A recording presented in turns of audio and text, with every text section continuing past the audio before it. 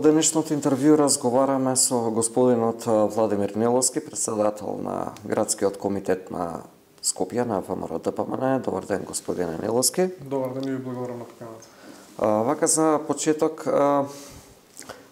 една од најактивните теми, последниот период, најжешка тема е темата на пописот покрај на корона криза. Вие како политичка партија доставивте подписи до Државната изборна комисија, подписи со кои што требаше потоа да се собираат подписи во подрачните единици на Министерството за правда, со цел да се соберат 10.000 подписи за поништување на законот. Председателот на партијата, Христијан Мицкоски, извести дека ова барање е одбиено од собранието. Кој е вашиот став? Кои се вашите следни чекори? За жал, овој хибриден режим на дело си го покажа своето вистинско лице со тоа што ја одби ова граѓанска иницијатива за собирање на подписи, но тоа како партија нема да не спречи да ги повикаме граѓаните да излезат и масовно да дадат својата поддршка за одложување на овој, односно спречување на овој незаконски донесен закон за попис. И врз основа на одлуката на Централниот комитет која што ја донесовме, ВМРО-ДПМН во наредниот период ќе започне со граѓанска иницијатива на собирање на подписи на повеќе локации во државата, на плоштадите низ малата, низ цела Македонија, со што очекуваме да собереме сериозна бројка на подписи и на еден начин да не им дозволиме на Зоран Заев и владата да го замолчат македонскиот народ и крикот кој што евидентно е насекаде дека им е потребен на македонските граѓани. И токму затоа ќе започнеме оваа иницијатива и набрзо ќе обзнаниме како ќе оди таа постапка за собирање на подписи низ цела Македонија. Очекувате ли масовна поддршка? Да, очекувам масовна поддршка, бидејќи стравот кај граѓаните повеќе го нема. Повеќе не се плашат од стегите на овој режим, кој што ги гледаме секојдневно на сите основи и нивоа, и административни и секакви. И сметам дека ќе собереме сериозна бројка која што владата ќе нема да смее да си дозволи да игнорира.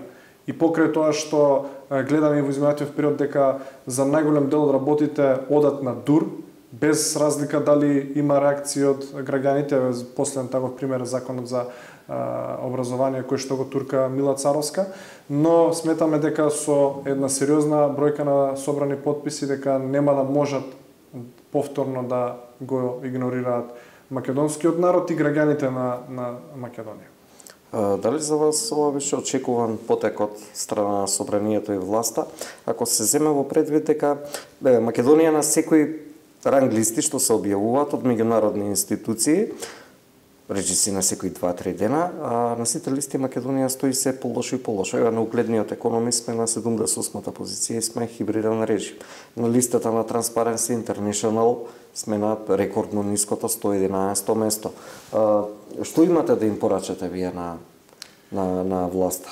По сите овие катастрофални резултати. Да, најпрво јас би ги поделил двете ранг листи, најпрво во однос на хибридниот режим. Еве, како што и кажав претходно, на дело се гледа нивните постапки дека го потврдуваат тоа, дека немаат слух за народот, дека едноставно ги тераат сите работи со главата во зид без разлика дали имаат или немаат поддршка од јавноста, а во однос на нивото на корупција која што за жал е на можеби рекордно ниско ниво од кога се мери перцепцијата за корупција, иако во владата преку нивните розови очила гледаат дека перцепцијата на граѓаните била таква, дека не е вистина дека имаме корупција. Реалноста е сосема спротивна. На секој чекор имаме коруптивни скандали секојдневно. И нашата порака е дека еден ден мора да има одговорност за овие коруптивни скандали, за разлика од владата која што истото го слушавме кога беа опозиција дека мора да има одговорност. За жал не само што нема одговорност за претходни, да речам, сторени одредени дејанија, се побратимија со голем дел од оние кои што ги клеветаа за одредени дејанија. За разлика од нив, ние нема да имаме милост кон сите оние кои што се огрешиле пред законот и кои што на еден начин брцнале во джебот на граѓаните, бидејќи владата, властите и функционерите треба да се сервис на самите граѓани, а не да гледаат за својот интерес и својот джеб. Вие сте релативно млад политичар. Кажете ми, колку е тешко, сте на раководна функција во партијата, колку е тешко да се бранат и чуваат сите позиции на држава во странство, ако се земе предвид дека ние, сме, можам слободно да кажам, изолирана држава. Нашиот премиер Зоран Заев, нашиот председател Стево Пендаровски, последниве 6-7 месеци немаат средба со ниту еден премиер, со ниту еден председател. Вие како политичка партија, раководството на вашата партија, председателот, заедно со подпредседателот Александар Николовски, остварија средби со тројца премиери на Унгарија, на Словенија и на Хрватска. Меѓутоа, тука би го поврзал и оној извештај на Transparency International, каде што некако критиките и одговорот, буквално од Љупчо Николовски, од министерот, беше дадена критика и до самата организација Transparency International.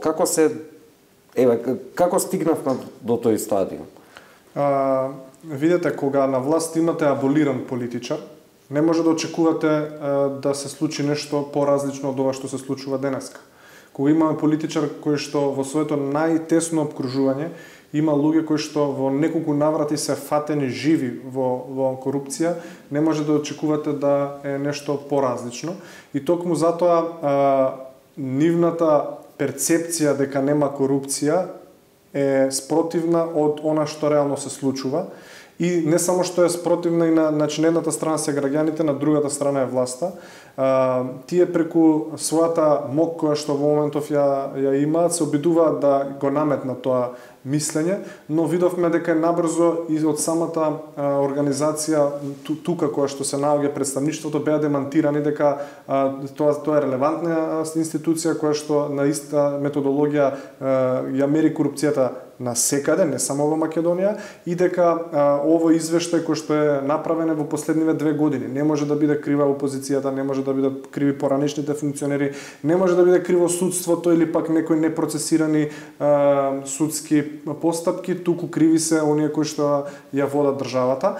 Како уште еден доказ во однос на корупцијата дека е на високо ниво, можеме да забележиме дека во изминативе неколку месеци, па дури може и години да се каже дека висок странски функционер немал средба со премиерот, бидејќи се разбери тие се политичари во своите земји и сносат одговорност за своите постапки и никој не сака да седне на маса или пак да го сликаат со човек кој што е на толку високо ниво на степенот на корупција во државата која што ја води и кој што на хартија вели дека се бори со корупција, а во реалноста е дебело корумпиран и тој цела негова свита околу него. И уште еден показател за огромниот степен на корупција тоа што до сега немаме ни еден владен функционер да одговара пред законот, иако го имаме Ден Дончев кој што беше жив фатен како става пачки на пари во својата торба, Лидија Димова која што еклатантно беше фатена жива како злоупотребува средства од својата институција.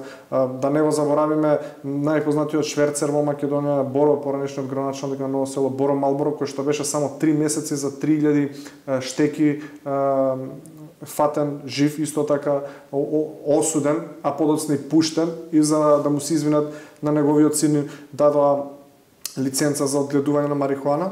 Така што додека не видиме во реалноста дека имаме помрднување во борбата со корупција, без разлика какви соопштенија или што и да велат од владата или пак тој измислен министер за корупција Љупчо Николовски, колку и да кажува приказни за мали деца дека ги броеле чашите за вода на функционерите, мислам дека граѓаните се свесни дека имаме најкриминална и криминогена власт во историја на Македонија. Дали сите ова што кажавте изминативе 3 минути, цело ваше објаснување, е причина Македонија денеска да е единствена држава во Европа што нема вакцина против коронавирусот. Соседна Србија обезбеди од 5 светски производители 4, значи нуди има и право на избор која сака. Сите држави обезбедија, ние се молјакаме и се уште нема ниту една вакцина кај нас. Па мислам дека конкретно во однос на немањето на вакцини не е до корупцијата, до неспособноста на оваа влада, бидејќи поради фактот што се, како да кажам, опијанети од власта, сепак веќе 4-та година се владеачко мнозинство, иако има тенко мнозинство, сепак владеат на еден режимски начин. Мислеа дека со 2-3 соопштенија преку Венко Филипче и од одење на посети до Бугарија или пак до некаде ќе се смилуваат бугарите или грците или некоја европска институција дека ќе се грижи за македонските граѓани да добијат вакцини. Не, тоа не е нивна задача. Задача за македонските граѓани да добијат вакцини, задача е на владата во Македонија. За жал, и по кој знае кој пат ја видовме и таа страна на владата, освен коруптивната и неспособната страна. И иако најпред имавме најави дека ќе имаме вакцини сериозна бројка во јануари, па подоцна нешто дека ќе почнат во февруари посериозни бројки на вакцини, се уште нема ништо, граѓаните се оставени на цедило, а дополнително да не заборавиме дека не е само делот со вакцините. Ние и во состојбата во самото здравство и здравствените институции е катастрофална. Луѓето се оставени сами на себе. Ние се уште немаме протокол за ковид пандемијата. Значи не знаат луѓето каде да се обратат. Кога се обраќаат, многу доцна имаат повратни информации. Токму и затоа денеска или пред некој ден имаше на социјалните медиуми за млад починат од ковид поради не навременото пријавување, туку ненавремената реакција од страна на институциите. И сума сумарум, за жал, најверојатно граѓаните на Македонија ќе мораат сами да се изборат со короната, оставени се самите на цедило, да не речеме владата. Можеби сме единствена држава во Европа каде што претендира да биде дел од европското семејство, се уште волку доцна немаме никакви вакцини, ни пак можност да изберат граѓаните оној кој што не сака да се вакцинира, нема потреба. Нема потреба да биде присилуван. Но оној кој што ќе се одлучи да се вакцинира, според мене треба да има избор, како што има во Србија. Некој сака со вакцината од Pfizer, некој сака со кинеска вакцина, некој сака со руска, има поголемо поверение во руската вакцина и така натаму. За жал, не само што немаат избор, немаат ни вакцини обезбедено. И за жал, самиот процес на вакцинација најверојатно ќе трае толку долго кај нас што можеби ќе се избориме преку тој колективен имунитет кој што ќе го добиеме сите преку прележување на COVID-19. Не, тоа го напоменав, исто го опфатив и корупцијата во овој дел затоа што ние сме единствена држава, нели секоја држава се договара директно со производителот, ние бевме држава која што нашите официјални власти соопштија дека ќе оди преку фирма посредник. Дали ќе барате на некој начин политичка одговорност. Српскиот претседател Александар Вучич денеска имаше изјава дека тие доколку не би ги обезбедиле овие вакцини што ги имаат сега, Република Србија тоа ќе ја коштало дополнителни 1000 жртви. Ќе назве ќе имаме речиси 3000 починати, речиси 100.000 заразени. Ќе барате ли политичка одговорност? Зошто не е обезбедено до сега? Да, во наредниот период ќе побараме и политичка одговорност и од Венко Филипчи и од владата за нивната неспособност и необезбедување на сите оние потребни ресурси за помош на граѓаните во справување со корона кризата. И да не заборавиме дека жално е што на таква незаинтересираност, не можам друго објаснување да имам, зашто не беа растрчани, зашто не отидоа да направат средби, зашто одбија да нашите доктори се вакцинираат во Србија, зашто не отидоа директно до производителите, туку одеа преку најразлични организации или пак обидот за веледрогериите и можеби идејата за одредена корупција преку набавката. Имавме и несмасни, тотално некоректни изјави од страна на функционерите на владата, како што беше она на Радмила Шекеринска, дека не сакала мислат граѓаните дека се експериментални глувци, или пак дека имале можност да набават, ама не набавиле бидејќи не имале информации колку луѓе ќе сакаат да се вакцинираат. На еден начин, освен што се коруптивни и тотално неспособни, пројавуваат една доза на ароганција која што навистина е недозволива за ваква пандемија. Пред да преминеме на прашањата на локално ниво, уште едно прашање околу образованието во Република Македонија. Видовме пример дека со пандемијава децава беа приморани да учат од дома, меѓутоа ги увидовме другите слабости на целиот систем, дека 40.000 дечиња во држава немаат начин како да ја следат наставата, немаат таблети. Вие на неколку пати дававте предлози да бидат издвоени средства од буџетот за таа намена, меѓутоа бевте одбивани. Некако и овие реформи кои што се најавени од Министерската Царовска, ова можеме слободно да кажеме експериментално образование со спојување на предмети, некако се чини дека држава воопшто не е подготвена за тоа. На кој начин вие ќе се спротиставите на сето тоа? Како ќе му кажете дека тоа што го правите е погрешно? Очигледно е дека е погрешно.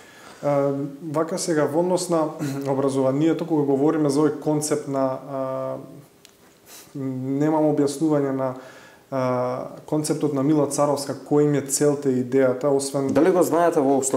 Ја не знам, не познавам ни нове што го знае целосно концептот. Јас лично знам одредени делови или сегменти од страна поврзани со оваа реформа за образованието, но немам информации за како им е планот целокупната реформа да се спроведе. Она кое што е најалармантно е тоа што оваа реформа планира да спроведат од септември. Значи, ние веќе од 1 септември ќе ги пуштиме тие деца во оган, без да, најпрвен, она што е најважно, без да биде послушана фелата. Значи, ние имаме страшни реакции од сите образовни институции. Значи, имаме реакции од МАНО, како најголема, да речам, научна институција во државата. Имаме реакции од страна на факултетите, од страна на професорите, од страна на студентите, дека овој експеримент кој што го прави Мила Царовска ќе направи далекосежни последици и по децата, но и по нашиот образовен систем.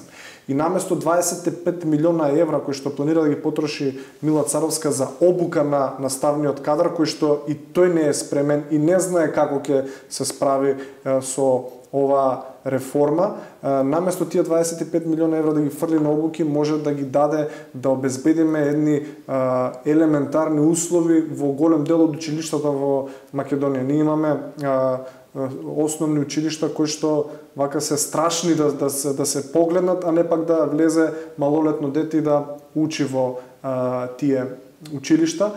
За жал, најверојатно како и за се останато, ќе продолжи да го турка Мила Царовска овој проект, неизин, лично најверојатен проект, покрај тоа што највеќе се збори за предметот историја, кој што во никој случај не сме да биде оставен и на еден начин тргнат тотално на страна. Значи, лично сметам дека предметот историја треба да е во сите делови од основното и од средното образование, но дополнително има и други сегменти на оваа реформа која што не се јасни за јавноста, дали се вистините или не, и кој што македонското и сите граѓани, македонско население и сите граѓани во Македонија не го прифаќаат. Не ги прифаќаат тие делови кои што се планирани да се направат во реформата. Ќе видиме што ќе биде, но она како ВМРО ДПМН кој што можам да кажеме дека ние ќе бараме укинување на целиот концепт на реформа на образованието од страна на Мила Царовска. Господин Аниловски, вие сте председател на градскиот комитет на ВМРО ДПМН во Скопје. Вака да започнеме, кажете ми, колку е годишниот буџет на град Скопје? Град Скопје има околу 130 милиони плюс-минус годишен буџет, кој што дел се користи нормално за плати во администрацијата и тековно одржување, но дел се користи и за капитални инвестиции. За жал, ние во изминативе 4 години тој Тоа сега ќе ве, за тоа ми беше првото, извинете што ве прекинувам. Петре Шилегов е, речи си, 4-та година градоначалник, 4 години. Прашањето ми беше во насока, значи, доаѓаме до сума за 4 години потрошени 520 милиони евра. Дали жителите на Скопје, после 4 години потрошени 520 милиони евра, имаат подобар живот? Скопјани не само што немаат подобар живот, Скопјани живеат, би кажали, полошо од пред 4 години, бидејќи сето она кое што беше ветено од страна на тогашниот кандидат за градоначалник, значи беа ветени сериозна бројка на проекти, околу 129 проекти ветени, нивната реализација е минимална, односно да не кажам во проценти кои што се измеѓу 10 и 20%, значи за реализација зборам целосна. Некои се во фаза на реализација, но далеку се од завршени. Она кое што е уште попроблематично е што во тие 20 проекти за жал немаме некој посериозно капитален проект, освен да го наречам мостот во аеродром, кој што е капитален проект и кој што не знаеме дали ќе биде завршен до крајот на неговиот мандат, но имаме многу проекти кои што беа ветени, а кои што не се реализирани и по моје уверување нема ни да бидат реализирани. Сега главното прашање е дали Петре 2017 свесно излезе и ги излажа Скопјани или пак не беше информиран за многу од проектите, дека на еден начин не можат да бидат реализирани. Јас сметам дека Петре е доволно паметен да знаеше 2017 година дека ги лаже Скопјани, дека не може да направи мост до Ѓорче поради бунарите на водовод, дека проблем за спуштената раскрсница кај Мавровка ќе биде плоштадот Скендербек, но излезе и ги вети тие работи. И ние после 4 годишен мандат немаме ништо видливо. И токму затоа во изминатиот период го гледаме градскиот татко како се обидува да постави теза дека работата на градоначалниците не требало да се мери според тоа што е видливо и дополнително дека капиталните проекти не требало да се врзуваат со мандати. Сега доаѓа следното прашање: ако капиталните проекти не треба да се врзуваат со 4-годишниот мандат на еден градоначалник, прашањето е дали сега во најавената втора трка на Петре за градски татко, дали ќе ветува проекти и дали ќе им каже на Скопјани дека тоа што ќе го вети нема да биде за 4 годишен мандат, бидејќи ќе ја бара довербата за 4 години, или пак дали тие проекти кои што ќе бидат во програмата ќе се лага како што е измама, како што беше тоа во 2017. Она кое што Скопјани го гледаат секојдневно е немањето интерес од страна на администрацијата во градот Скопје, но и во самите општини за подобрување на секојдневието на Скопјани и поедноставувањето на животот на граѓаните на градот Скопје. Ние се уште ги чекаме сериозните проекти кои што ни беа ветени, но наместо тоа Скопјани, ние како жители на Скопје добивме класичен шминкерај, колку да се каже дека нешто се работи и колку да се има можност да се испере нешто повеќе и да се стави во својот джеб. Според вашето кажано, реализирани се 2,20% од проекти. Потрошени се 520 милиони. Ке направили некој ревизија на што се потрошени? Станува збор за огромна сума на пари, пола милиарда евра. По смена на администрацијата во градот Скопје, но и во општините во градот Скопје ќе има ревизија на она што е сработено и она што не е сработено и дополнително ќе се провери каде отидоа парите на Скопјани или пак парите на граѓаните на општина Аеродром. Ќе гледаме во дел од општините да направиме и ревизија на самите дупови, иако тоа не е под ингеренциите на градот Скопје, но оние градоначалници на општините од страна на ВМРО ДПМН ќе гледаат, ќе погледнат и како се изработени дуповите. Она кое што се размислува во нашата партија за воведување на мораториум на повеќе локации во повеќе општини, бидејќи урбаното градење и градењето во урбаните средини и тоа градежно дивење мора да се стави крај, мора да се стави точка негде, бидејќи иако мора да преживуваат општините со ресурсите кои што ги добиваат од комунали, мора да има ред во тој дел од функционирањето, така што за брзо време скопјани ќе дознаат каде се потрошени буџетите на нивните општини и зашто тие не го добија ветреното кое што им беше кажано дека ќе го добијат доколку ги поддржат СДСМ во 2017. Во Скопје беше најавена изградба на нов луна парк, беше започната процедурата, набавени се и дел од реквизитите што тебе ја лично, не знам каде се сместени, можеби вие знаете, ќе ни кажете. Која е причината зошто не се продолжи со, благо кажано, финиш на тие проекти, наследени од претходната градска администрација? Мислам дека има две причини. Првата причина е несакањето и немањето желба да се покаже дека и се работело во Скопје и претходно и пред нив, иако сакаат да се прикажат како нормални луѓе, се однесуваат како општините и градот Скопје да почнуваат од нив, како пред нив да немало никој и дека се што било пред нив било лошо и катастрофално. Мислам дека таа е едната причина, а втората причина е безидејноста. Бидејќи најпрвин Петар Шилегов, иако имаше проект, започнат проект, веќе делумно реализиран, ја сопре целата таа постапка, никој не знае каде се овие набавени реквизити за Луна паркот. Потоа доби некоја идеја за јавно-приватно партнерство, иако постоеше таа идеја во претходната администрација и се увиде дека е неодржлива како идеја и токму затоа и градот Скопје подоцна инвестираше. Па од кога се предомисли за јавно-приватно партнерство, веќе помина скоро 3 години од неговиот мандат, најави во буџетот средства дека ќе започне со некаква реализација на Луна паркот, па повторно најде оправдување дека е фатила пандемијата, па не бил реализиран тоа ветување и Луна паркот, но во исто време пандемијата важи за Луна парков, ама не важи за Дино парков од 300.000 евра во зоолошка градина. Она кое што е важно да се напомене е дека оној концепт кој што Петар Шилегов сега го нуди за Луна паркот и неговото оправдување зашто се трга од претходната идеја е дека Луна паркот сакал да биде некоја форма налик на некој Луна парк во Европа кој што ги имаме налик Дизни Луна парковите, односно Дизни забавните паркови, каде што семејството ќе може да помине цел ден. Но заборави да напомене дека влезница во Дизниленд во Париз или пак во Америка е околу 100 евра. Односно, околу 60 до 70 евра е во едниот дел од паркот, 60 до 70 во другиот. Значи да се отиде во двата делови од тој парк е околу 150 евра.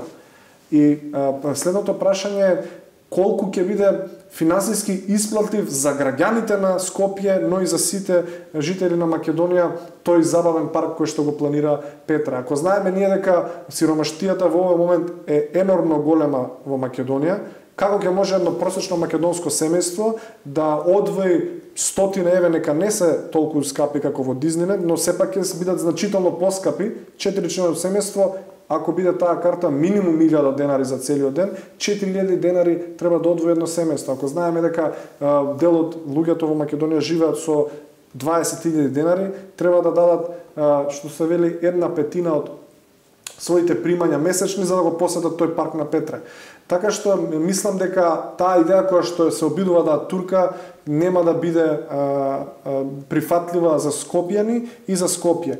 А дополнително да биде приказната уште пострашно е што веќе после 4 години скопјани, децата во Скопје се уште немаат никаков забавен парк.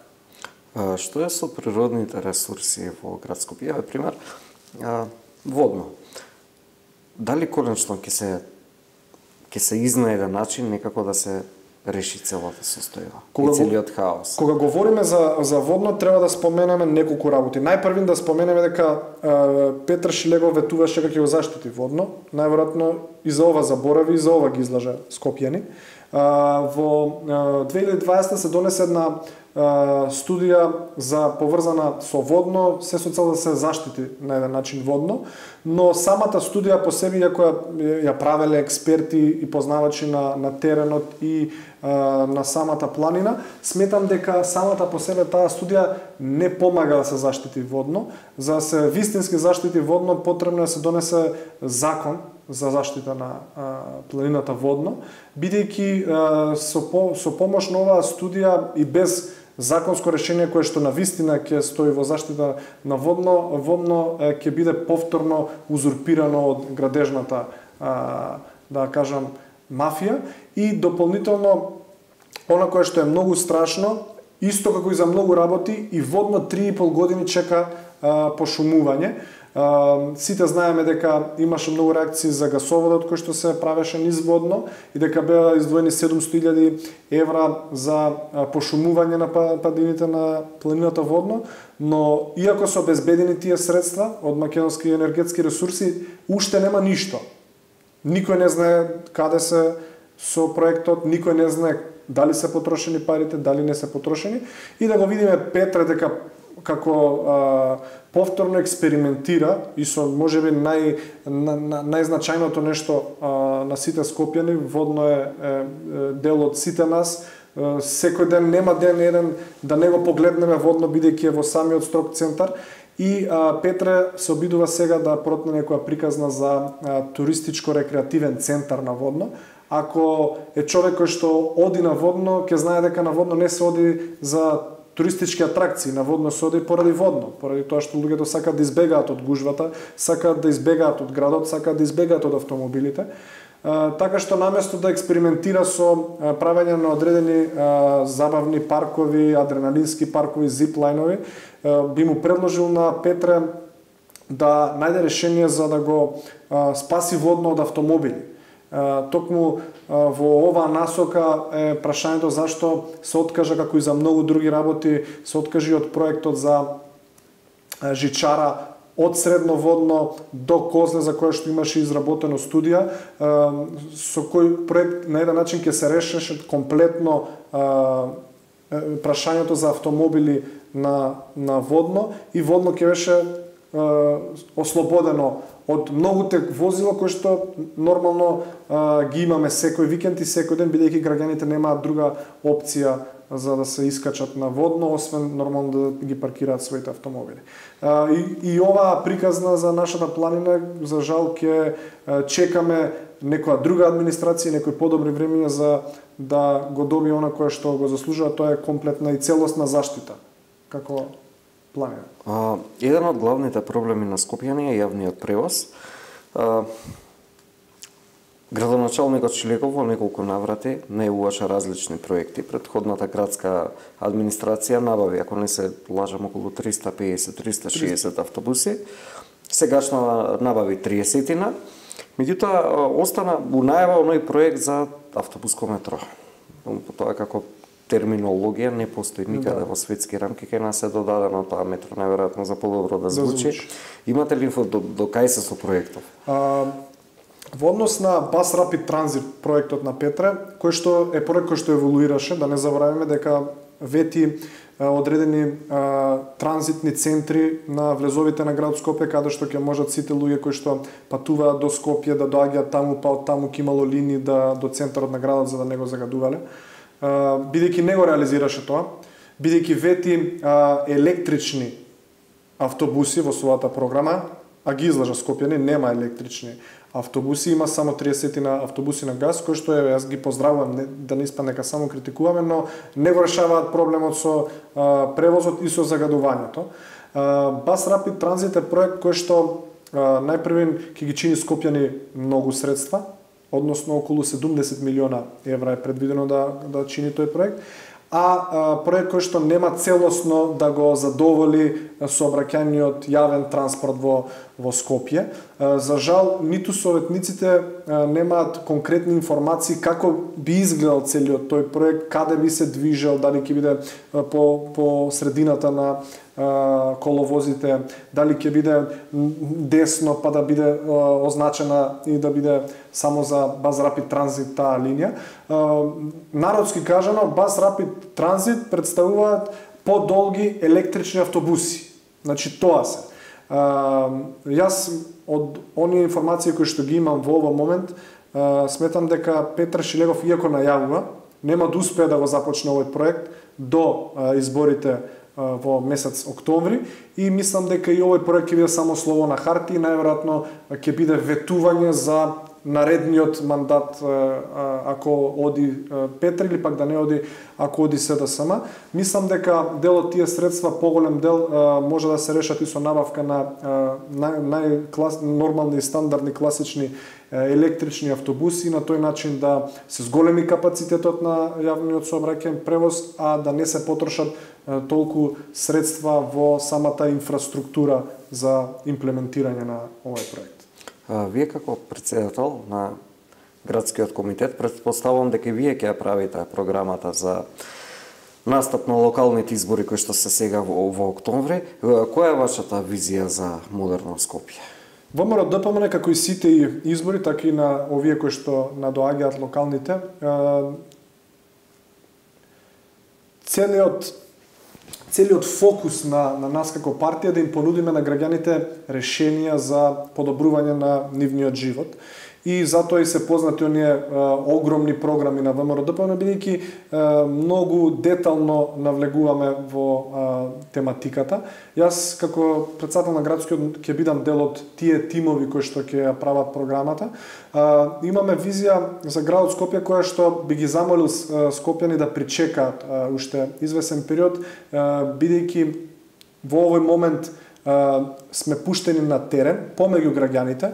Не сакаме паушално да излагаме сега со проекти ќе ви ветиме ова, ќе ви ветиме она, бидејќи сакаме изворно од скопјани и нормално од сите општини во цела Македонија да ги слушнеме проблемите со кои што се соочува. Бидејќи едно е да ја напишете програмата во канцеларија, како што тоа го има направено СДСМ во 2017, а друго е да излезете помеѓу граѓаните, да ги прашате кои се нивните проблеми, да го напишете тоа, нормално подоцна да го буџетирате, да не излезете со нешто кое што не може да го реализирате и подоцна да им го понудите искрено без лажење на гласачите. ВМРО ДПМН ќе има сериозна програма која што ќе ги реши најпрвен проблемот со загадувањето, да не забораваме, ние не ветуваме дека ќе го снема загадувањето во Скопје, но имаме концепт за да се намали процентот на загадување во градот Скопје. Имаме нормално и идеи за автобускиот превоз, односно јавниот транспорт во Скопје и да не навлагам за многу делови од интересите на скопјани и на сите жители на Македонија.